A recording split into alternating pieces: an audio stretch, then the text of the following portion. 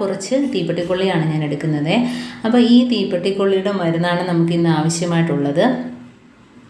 ഇനി നമുക്കതിനകത്തോട്ട് കുറച്ച് ചൂടുവെള്ളമാണ് ഒഴിച്ചു കൊടുക്കുന്നത്. അപ്പം പെട്ടെന്ന് തന്നെ ആ മരുന്ന് നമുക്കതിനകത്തോട്ട് അലിഞ്ഞ് കിട്ടും. അതിനുശേഷം നമുക്ക് ഈ കൊള്ളി എടുത്തങ്ങ് മാറ്റാം.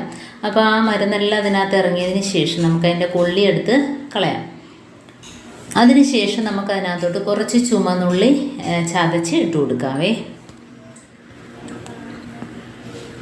ഇപ്പോൾ കണ്ടോ, അതിൻ്റെ മരുന്നെല്ലാം ഇറങ്ങി വരും. ഒരു 10 മിനിറ്റ് അങ്ങനെ വെച്ചാൽ മതി. അപ്പോൾ നമ്മുടെ എല്ലായിടത്തും നമുക്ക് വെള്ളമൊഴിച്ചതിന് ശേഷം ആ മരുന്നുകളെല്ലായിടത്തും മാറ്റിയതിന് ശേഷം കുറച്ച് ഈ ഉള്ളി ചതച്ചിട്ട് കൊടുക്കാം. അപ്പോൾ കണ്ടോ, അപ്പോൾ അതിനകത്ത് കുറച്ച് ഉള്ളി ചതച്ചിട്ട് കൊടുത്തിട്ടുണ്ട്.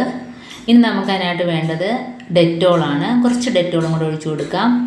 കുറച്ച് വിനാഗിരിയും കൂടെ ഒഴിച്ചു കൊടുക്കാം. അപ്പോൾ ഇത് മാത്രം മതി. കുറച്ച് ഡെറ്റോളും വിനാഗിരിയും അതേപോലെ ചുമന്നുള്ളിയും തീപ്പെട്ടിക്കൊള്ളിയുടെ വെള്ളവും, തീപ്പെട്ടിക്കൊള്ളിയുടെ മരുന്നും കൂടെ ഇട്ടിട്ട് വെള്ളമാക്കിയിട്ട് നമുക്ക് ഇതേപോലെ എവിടെയൊക്കെ നമ്മൾ കൊച്ചു ഡപ്പയിലൊക്കെ ആക്കി നമുക്ക് കിച്ചണിലൊക്കെ വെച്ച് കൊടുക്കാം.